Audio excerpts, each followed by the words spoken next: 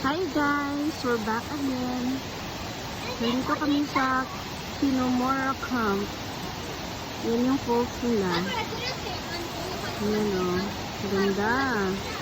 Super nature. Nature na nature. Okay, Kashinay.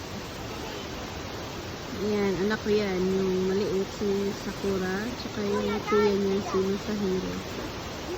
9 and 5 years old. Yan. Yan, sinagati rin.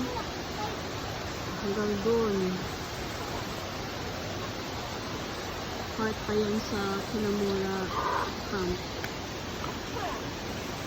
Yan. Maraming tao ngayon. Kasi it's Saturday. Hanggang bukas. Kahapon wala masyadong tao, kami lang. Yan, maraming nagbabarbecue sa taas. Yan, mayroong mga camp at saka mga tent yan. For rent na yung ano din. Yung nasa taas, free yun. Pwede ka magdala ng sarili ng camping. Yan. Zanen, walang isda. Walang masyadong isda, kaya nag-fishing kami kahapon, wala. Nag-fishing kami kahapon, walang isda. Kaya, ano na lang, laro-laro na lang sa, river.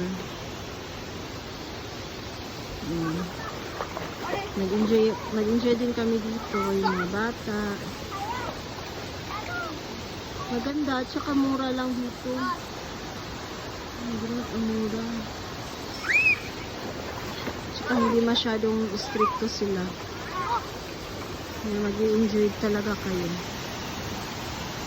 Pati asawa ko nag-enjoy din. Parang nasa lang to, probinsya natin sa Pilipinas. Ayan. Thank you guys.